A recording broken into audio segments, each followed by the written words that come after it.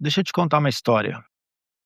No ano passado, eu acompanhei de perto duas empresas e as duas decidiram, quase que ao mesmo tempo, fazer um investimento pesado em sustentabilidade. A primeira empresa, ela gastou uma pequena fortuna, consultoria cara, tecnologia de ponta, um departamento inteiro criado só para isso. E o resultado, depois de um ano, quase nada mudou. Já a segunda empresa, ela gastou uma pequena fração disso. Não teve uma grande consultoria, não criou um departamento novo, mas no mesmo período ela conseguiu mudar a cultura inteira da empresa. E aí eu te pergunto, o que você acha que fez a diferença entre uma empresa e a outra? Antes de te responder, eu vou te fazer uma outra pergunta. Quando você ouve a palavra sustentabilidade, o que vem na sua cabeça? Reciclagem, árvore, painel solar, talvez até um urso polar em cima de um pedaço de gelo derretendo, né? E se foi isso que veio na sua cabeça, tá tudo certo, não tem erro nenhum aí, porque foi assim que a gente aprendeu a enxergar esse assunto durante praticamente a nossa vida inteira. E foi assim que eu aprendi também, né. Só que repara uma coisa, a história que eu te contei agora há pouco, não tem nada a ver com árvore, com reciclagem, com painel solar, e mesmo assim, é ali que a sustentabilidade está de verdade.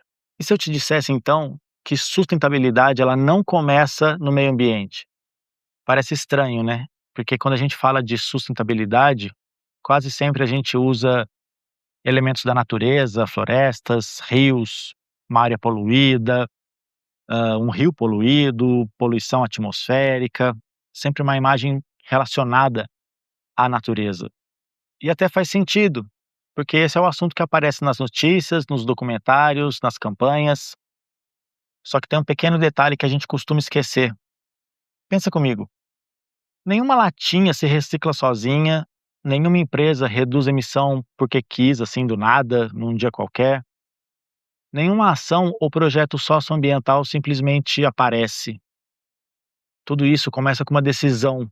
Alguém decidiu investir, alguém decidiu mudar um processo, alguém, uma pessoa com nome, com rotina, com CPF, com pressão de prazo, decidiu fazer diferente.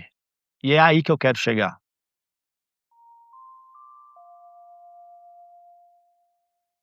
Eu sou educador, pesquisador.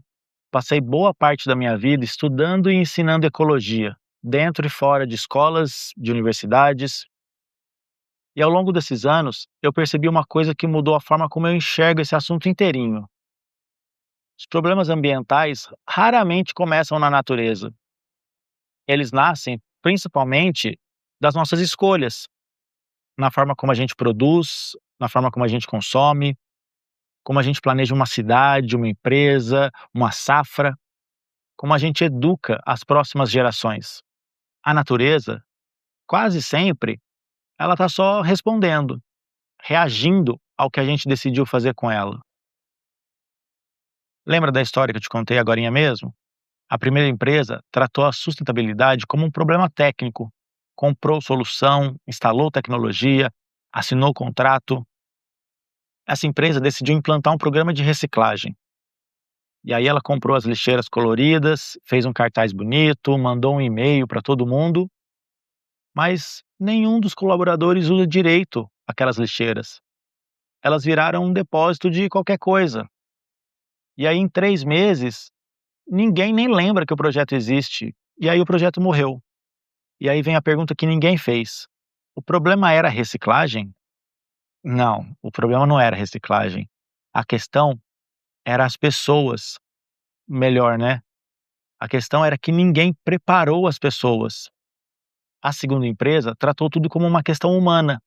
Conversou, explicou o porquê e não só o que, trouxe os líderes para dentro da conversa e não só como espectadores, construiu uma cultura, um processo. Repara numa coisa muito importante. Nesse segundo caso, a tecnologia quase não importou, o orçamento quase não teve importância. O que importou foi a decisão, foi quem decidiu e como essas pessoas foram preparadas para decidir diferente. E isso é óbvio que não vale só para reciclagem. vale para praticamente tudo que a gente chama hoje de agenda ambiental. Mudança climática, economia circular, ESG, conservação da biodiversidade, gestão de resíduos, tudo isso passa primeiro pelas decisões humanas. Antes de ser um problema técnico, é um problema de comportamento, de cultura, de escolha, e é por isso que eu acredito com convicção: educação não é um assunto separado da sustentabilidade. A educação é uma das bases da sustentabilidade. E essa é a ideia mais importante que eu quero deixar hoje. Sustentabilidade não é só uma questão ambiental, é uma questão social, econômica, cultural, educacional e, acima de tudo, é uma questão humana. Repara nessa sequência. Quando uma pessoa muda a forma de pensar, ela muda a forma de decidir. Quando ela muda a forma de decidir, a organização em que ela trabalha muda junto. E as organizações são capazes de mudar cidades, cidades mudam sociedades e as sociedades transformam o mundo. É por isso que eu digo, a sustentabilidade começa muito antes da natureza. Ela começa nas pessoas, começa em você, decidindo alguma coisa diferente hoje. E esse é exatamente o motivo desse canal existir. Eu quero conversar com você sobre sustentabilidade sem reduzir esse assunto só ao meio ambiente.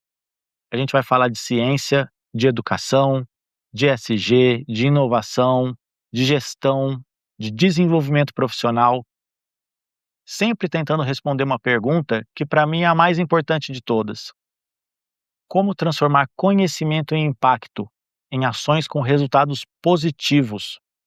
Lembra das duas empresas que eu comentei no começo? A diferença entre elas não foi o dinheiro, não foi o investimento, foi decisão, foi gente disposta a pensar diferente antes de agir. E se você acredita que conhecimento transforma pessoas e que as pessoas transformam as organizações, esse canal aqui foi feito para você. E aí se inscreve no canal, compartilha esse vídeo com alguém que também gosta desses temas, que se importa com esses temas, e me conta aqui, na sua opinião, o que fez a segunda empresa dar certo? Um grande abraço, até a próxima semana.